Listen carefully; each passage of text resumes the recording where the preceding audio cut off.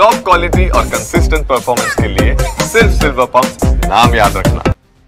आतंक पर भारत के प्रचंड प्रहार से पाकिस्तान के हुक्मरानों की घिघी बंध गई है। विश्व बिरादरी के सामने अब शहबाज कहते फिर रहे हैं कि हम तो शांति चाहते थे, हमला नहीं। देखिए प्रहार टॉप 9।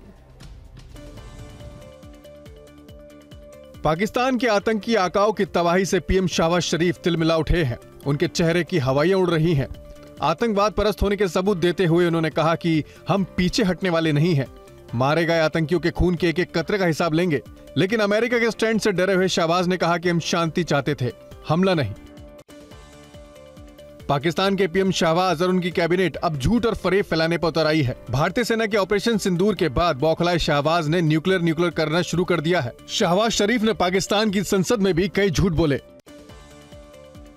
ऑपरेशन सिंदूर के बाद आतंकी ठिकानों की बर्बादी के बाद डरे सहमे पाकिस्तानी रक्षा मंत्री ख्वाजा आसिफ ने कहा है कि पाकिस्तान पूर्ण युद्ध से बचने की कोशिश कर रहा है।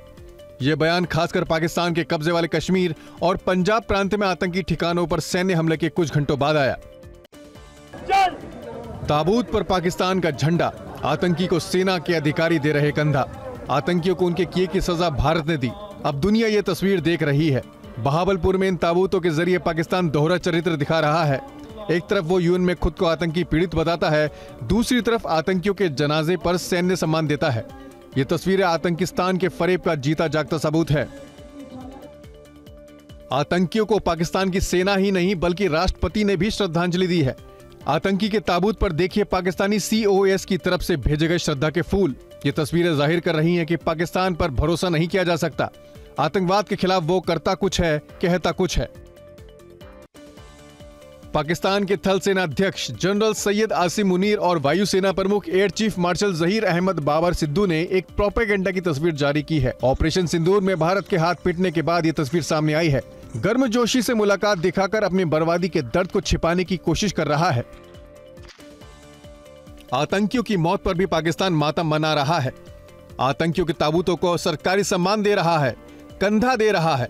ये सब देखकर देश के मौलाना भी गुस्से में है। मुफ्ती मंजर अशरफी ने कहा है कि अगर पाकिस्तान के मुफ्ती और मौलाना दहशतगर्दों के सपोर्ट कर रहे हैं तो हम हिंदुस्तान के मुफ्ती और मौलाना भी अपनी हुकूमत, सेना और सरकार के साथ हैं।